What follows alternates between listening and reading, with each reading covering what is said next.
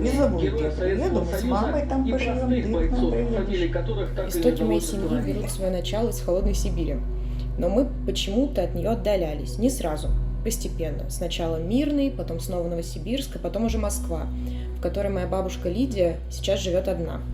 Мой дедушка Анатолий сейчас живет в Питере. У них 2 детей, мой дядя Андрей, который холодной Сибири предпочел жаркую Флориду в Америке. Моя мама в 50 лет смогла построить семью и уехала за мужем Давидом в Литву, в холодную Литву. А я год назад уехала учиться в Чехию. И с того момента, как мой дядя Андрей уехал жить в Америку, мои братья Ваня, Эрик и Дюша уже около 10 лет не видели свою бабушку. За это время моя бабушка уже 3 стала прабабушкой.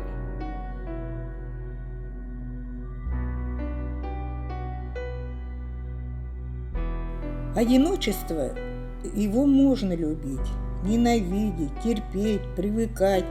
В начале моей жизни я не чувствовала его. Вокруг меня кипели страсти, война, голод, холод. Мне было 1,5 года. Свое одиночество я ощутила, когда дети подросли. Свободного времени прибавилось, внимание мужа убавилось, вера в окружающую среду тоже ушла, здоровье пошатнулось. Избавиться от этого чувства невозможно. К одиночеству привыкают. В нем человек находит смысл жизни.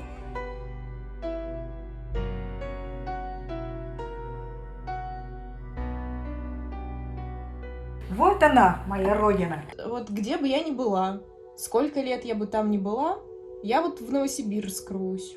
Но родина, вот бабушка рвется туда же. И сейчас я уверена, что для сибиряков лучше страны нету.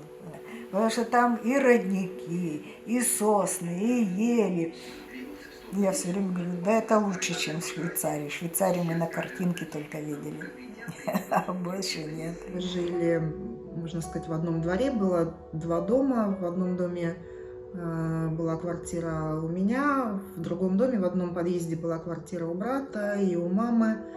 И тогда было очень тепло, я имею в виду в качестве отношений, потому что мы все праздники и вечера проводили вот такой вот семьей. Наверное, вот с того момента, когда мы все оттуда уехали, вот это чувство дома и пропало.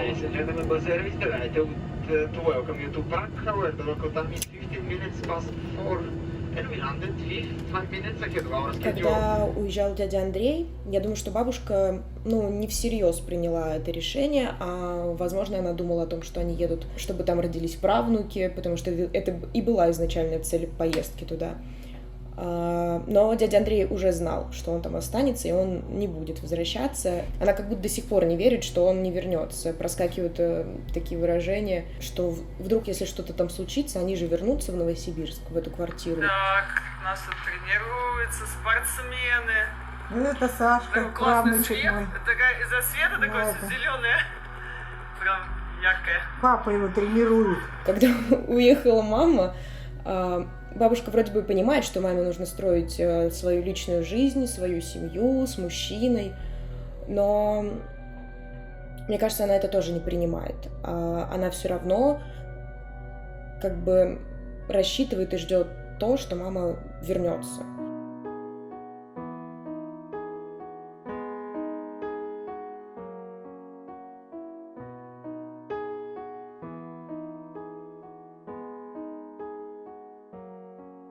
На тебе водички. И было очень комфортно со мной. Я 50 лет была рядом. У меня никогда не было своей семьи, вот в том понимании, которое она сейчас есть у меня, да, когда у меня есть муж, когда у меня есть собственный дом.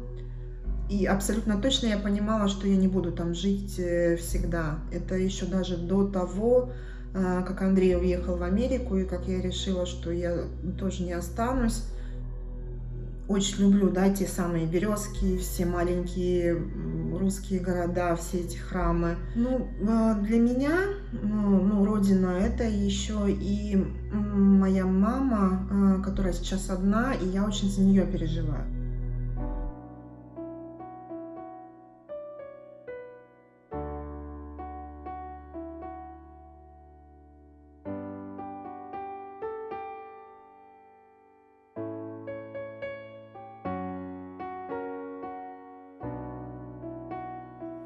Нравится жизнь, но не нравится, что все разлетелись. Нравится, что им там нравится, но мне не нравится, что я тут одна. Иногда так кажется, все, закончилась моя жизнь, рядом никого. А нет, надо дальше идти, надо идти туда, куда дети ушли. Свою жизнь уже поздно строить, наверное. И в ней вот эта двойственность, когда она один день плачет, и я плачу вместе с ней, потому что она говорит: мне вчера было плохо, у меня болело сердце, я ночь не спала. Ну, можно понять, что я при этом чувствую. Я говорю: да боже мой, ну надо уже как-то это решать или в одну сторону, или в другую. И завтра, когда становится ей чуть лучше, она говорит: нет, зачем? Я не поеду, я не хочу быть тебе обузой, я хочу вот пока я могу жить самостоятельно. Ну, в общем, вот этот вопрос, он самый тяжелый. И я думаю, что не только у меня, ни у кого нет на него правильного ответа. Вот спросить любого человека, у кого сейчас пожилые родители, я думаю, никто не ответит, как правильно.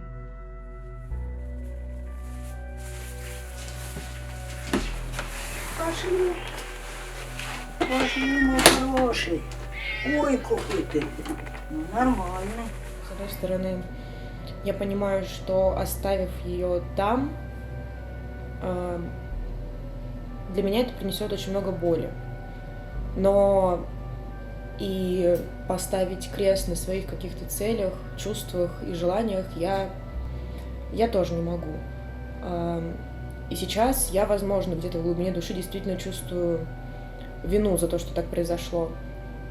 Например, если бы осталась моя мама бы с ней, я бы так не переживала, потому что я знала бы, что бабушка моя с мамой, они вместе живут, и у них все хорошо.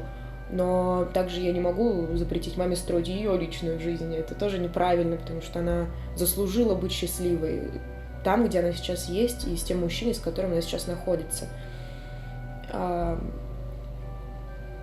Я, скорее всего, пытаюсь себя переубедить, что это нормально. Оставить пожилого человека одного в другой стране,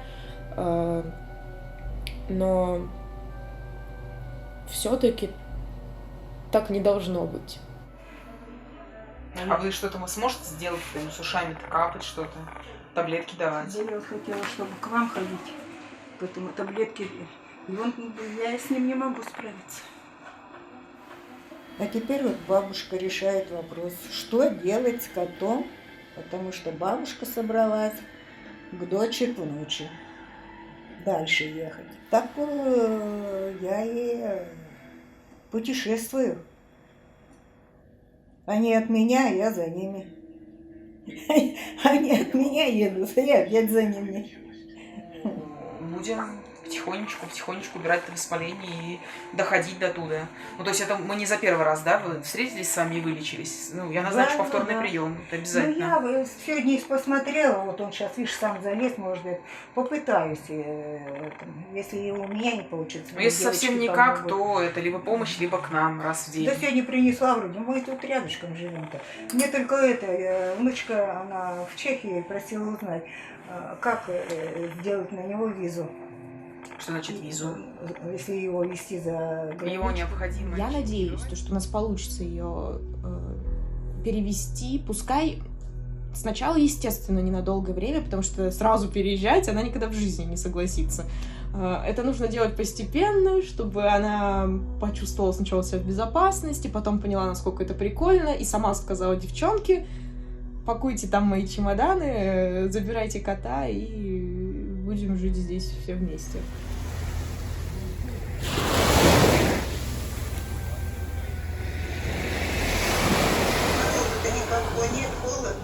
Ой, ну нет, не холодно, хорошая погода. Приятная. Ну, Соня, езди купаться, да? А, ты чё, купаться холодно. Не, ну тепло-то когда будет? Ну, когда летом, да, можно. Ну ладно, девочки, там меня не хватает среди. Когда я ей говорю, что мы должны уехать, она говорит, а куда? Я даже не знаю, куда. Вот куда ты меня привезешь, да? Будет ли у меня там, не знаю, свой диван? Будет ли у меня там телевизор? Ну как? А куда я буду ходить? А где там поликлиника? Ну, что я там буду делать? Хотя я говорю, мам, тут море, ты будешь гулять на море. У меня тут есть машина, я буду тебя возить, там, не знаю, на пляж, я уже это вижу. Да, было билет. Литва сейчас не выдает визы русским вообще, никаких, даже по воссоединению семьи, типа, не работают. Вот мы находимся вот в этих обстоятельствах, из-за которых сейчас это является большой проблемой. Если бы не было этих обстоятельств, там, с границами, с визами и так далее, это бы все решалось гораздо бы проще. Мама могла бы хоть каждые выходные прилетать к бабушке из Литвы, вообще не вопрос. Но из-за проблем, которые происходят вообще в мире, из-за которых сейчас случаются проблемы в семьях, типа, это уже нам не подвластно, мы не можем это решить. Вот это страшно. То, что мы не одни в такой ситуации. Весь мир, типа, сейчас не может кто-то с кем-то встретиться. Ну что, 15-го пойду еще Куда? за визой. Если мы сейчас не получим немецкую визу, я буду пытаться уже тогда искать возможность привезти ее сюда в качестве все-таки, наверное, вида на жительство тогда уже. И почему-то у меня нет уверенности, что мы получим эту визу, к сожалению.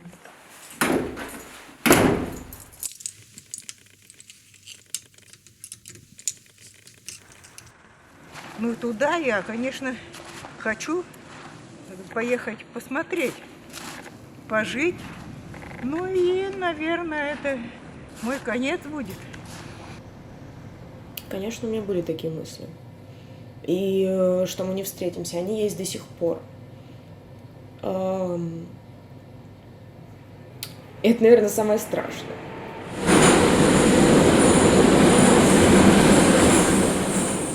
Это жизнь, она идет, и она, к сожалению, не щадит никого, и любому человеку придется с этим столкнуться, тот, кто имеет родителей, что когда-то мы были детьми, теперь они стали нашими детьми, и нам порой нужно принимать за них решения, что вот самое тяжелое. Это какой-то единственный вариант, потому что сейчас, когда бабушка в пожилом возрасте, ты несешь ответственность за нее. И поэтому это наша ответственность, что она была с нами рядом. И,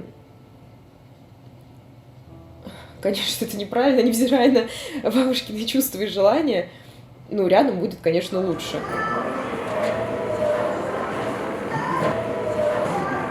Не подписали. Наверное, так и не придется слетать. Или уже на следующий год.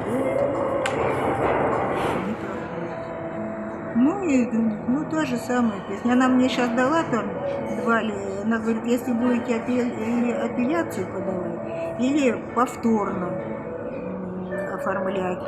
Мы пытались сделать ей визу, чтобы она приехала хотя бы на месяц, на Новый год, и на Рождество. Мы делали дважды. Нам отказали.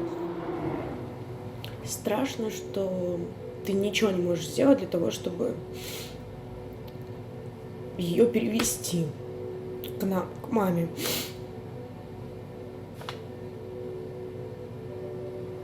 Расстроилась, конечно, потому что уже надоело мотаться туда-сюда. И дочь у меня сейчас уехала, а душа-то болит, потому что я здесь одна осталась. Внучка на 3 года учиться, раз она на 3. Самое главное, что уезжая, и никто не хочет обратно возвращаться. Может быть, судьба сложится неизвестно как. Все меня хотят бы взять, а меня страна берегет, никуда не пускает. Ну, нет такого ощущения, что вот ты уехал и все, и бабушки нет в твоей жизни больше. Она всегда рядом. Я каждый день думаю про нее. Я каждый день смотрю ее тиктоки, которые она мне отправляет. Ее никто не забыл. Ее, ну, никто не оставил.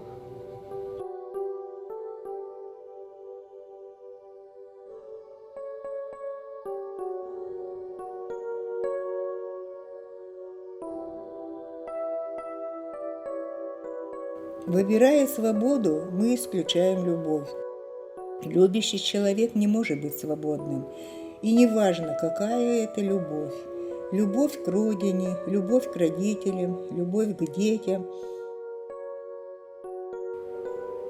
Я нахожусь в доме с котиком, и когда я прикасаюсь к вещам, я знаю, что дети это все покупали и думали обо мне, обсуждали, что я люблю, что буду носить, что буду кушать.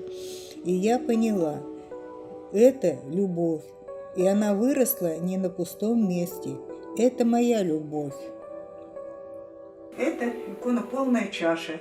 Видите, вот здесь вот чаша, и это, чтобы был дом полный, чтобы было бы много детей, семейный уют, любовь, ну и прочее. Вот я ее вышивала с таким условием даже, да.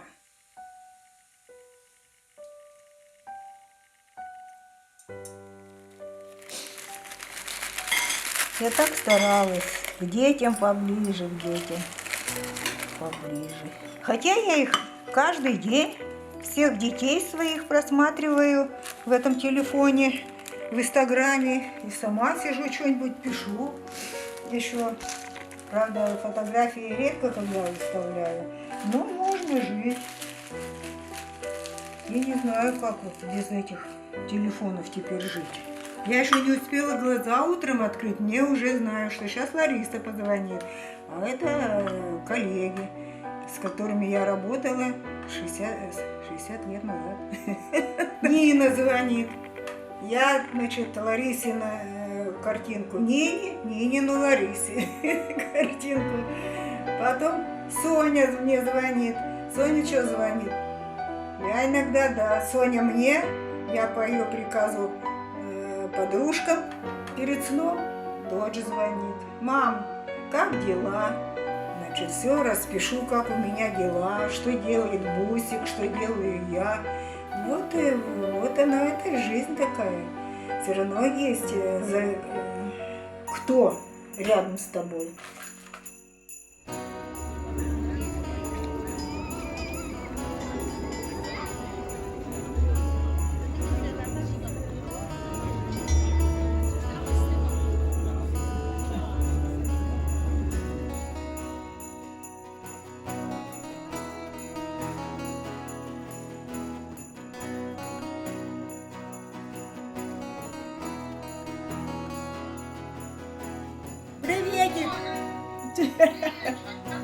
Зять, я в платьице в твоем.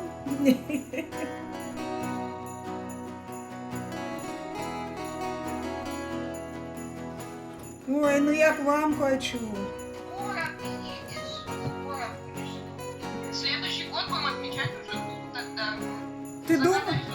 Ты думаешь?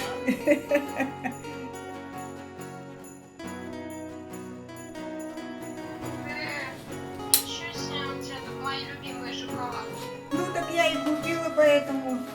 Конечно, у меня сейчас очень много страхов, которые связаны с тем, что я не могу в данную секунду, не знаю, там, чем-то помочь, там, не знаю, погладить одежду, купить, приготовить ужин, ну какие-то вот такие бытовые вопросы, а то, что мы за 1000 километров, но это никак не мешает нам оставаться семьей. Между нами просто стали границы, которые, в принципе-то, можно проходить, встречаться на нейтральной территории. Это все решаемо. То есть, если вы разъезжаетесь, от этого вы не перестаете быть семьей, потому что вы семья от того, что вы вот здесь чувствуете, а не на то, насколько близко вы находитесь друг к другу. Значит, с Новым годом начнем по-новосибирски, да, закончим по-американски. Обязательно. Все, давайте. С Новым годом! На новом месте! Спасибо, что бабушку не забываете.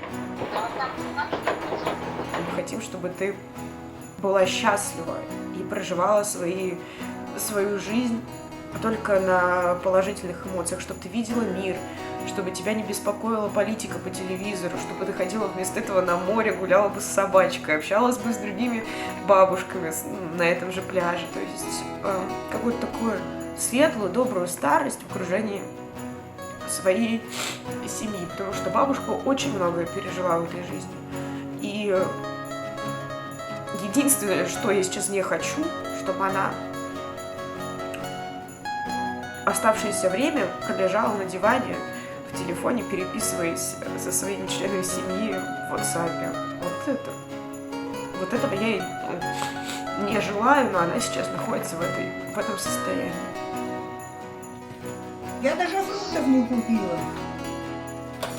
Ну а зачем ты там пойдешь сейчас внизу сидеть? Визу надо. Да не внизу сидеть, а визу надо. Визу надо.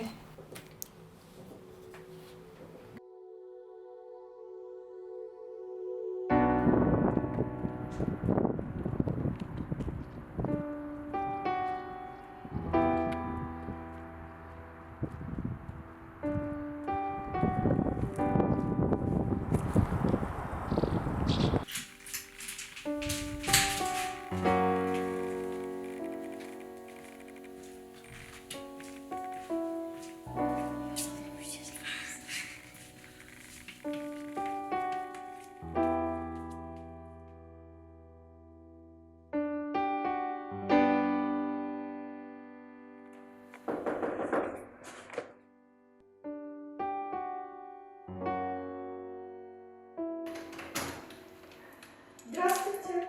Вы кто? Привет. Кто? Это тебе. Да ты что? Да, это я. А вас кто звал? Ты моя хорошая. А что ты не предупреждаешь даже? Да ты моя хорошая. Ну такие сюрпризы я же могу не выдержать. Да, мои милые мои. Сейчас хорошие. подарки принесу. Там чемодан подарков. Да ты что? Да. На машине что ли приехали-то? За рулем. Как вы летели-то? Мы в Литве границу переходили пешком. И Да. на самолете через Калининград. Ну там что-то творится у нас. Ничего не творится. Я уже никуда не хожу. Ну, цветы ты насадила. Ну, на цветы насадила, вот это поливаю. Но они холодно, то холодно. Жарко-то не бывает. И они Желание есть, возможность есть, а что еще надо? Желание плюс возможности должны открывать все двери, а мы не можем, мы стоим на границе.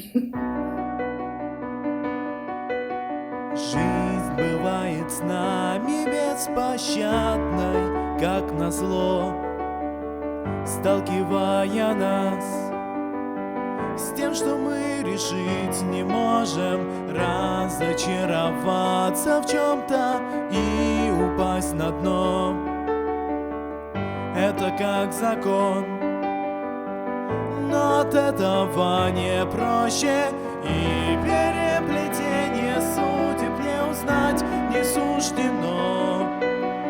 Я стою на перепутье между будет и прошло. Лишь мороз по коже, лишь мороз по коже, лишь мороз по коже осколками льда.